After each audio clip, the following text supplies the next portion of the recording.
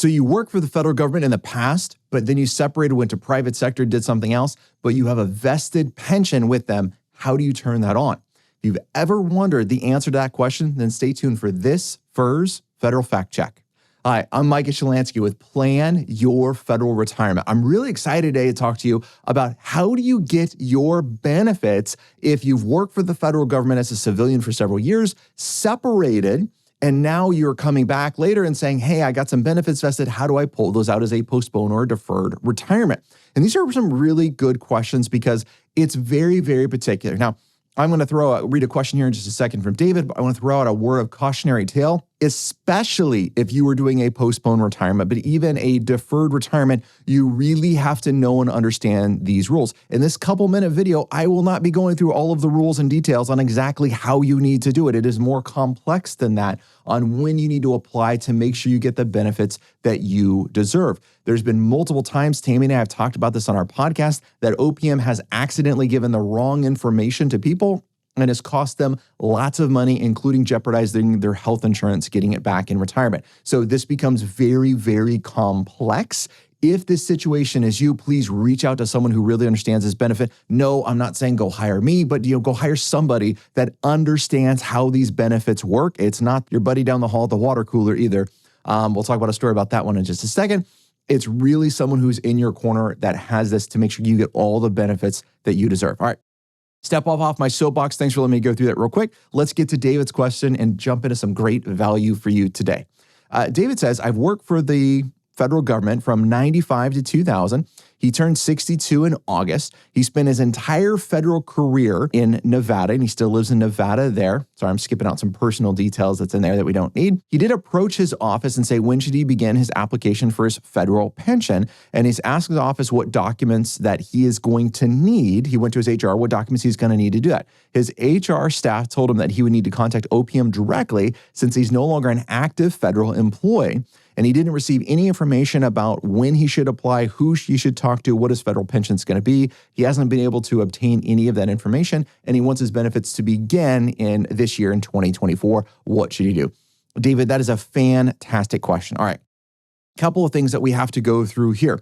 Please understand that a lot of our retirements can be different and unique than someone else that we work with, even in the same agency for the same period of time. I was just talking to a client yesterday, and they were in this very similar thing. They're getting ready to retire, and they said, Micah, I'm super concerned. I talked to my buddy Bob. He stopped working 2 years ago. He has all these issues with his pensions, and he can't get information and all this stuff that's going on. I said, well, tell me about Bob's information. Well, he stopped work 2 years ago, and now he's applying for his benefits. I was like, whoa, hold up right there. This is a completely different retirement. You're talking about immediate retirement versus a postponed or deferred. So we got to understand what these differences are and go through them.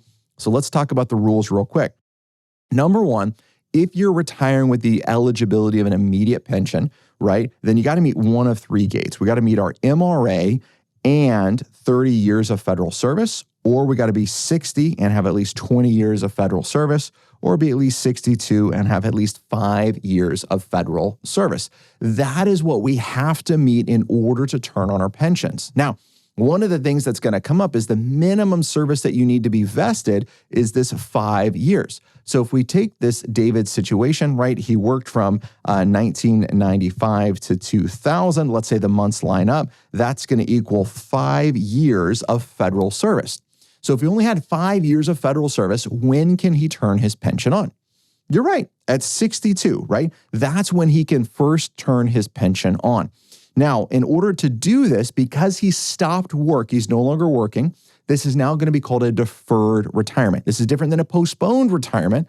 A postponed retirement is I was eligible for an immediate pension, which could be an MRA and 10 years of service. There's an early retirement option with that one. You had at least 10 years of service, you met your MRA, but you decided to stop working, and you've entered into a postponed retirement versus an early retirement that comes with a penalty, right? But what David's doing right now, this is a deferred retirement.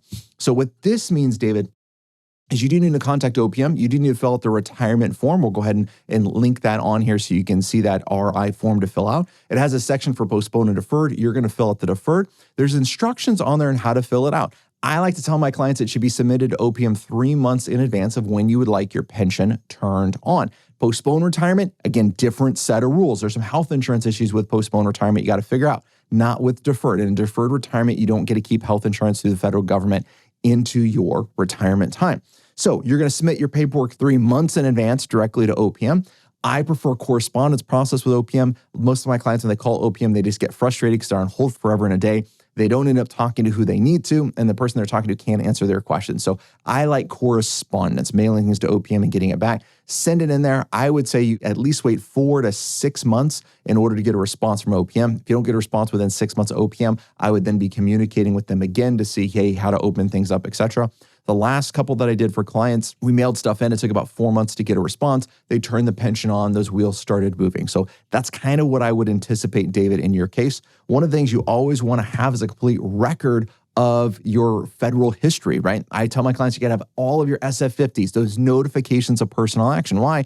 Because in this case, how do we make sure those 5 years really counted towards retirement? It's not just working for the federal government. You got to work and be paying into the retirement system for that period in time. That evidence is found on those SF50s. Also, if you're still working, I love to get that certified summary of federal service, right? Those two things, the notification of personal actions, every single one in your EOPF, I'd say to have. And then number 2, that certified summary of federal service. Let's get that stake in the ground of how much time do you have that actually counts to retirement so we can say, hey, which of these numbers is really going to apply to you in this case? We would get that from that certified summary of federal service. I hope this information has been of benefit. As always, go ahead and smash that like button, send this out. We have a goal to transform the industry to help more federal employees understand their benefits. And the only way we get to do that is by you clicking the share button, you sending this information out. Let's get the word out so people really understand their benefits. Until next time, happy planning.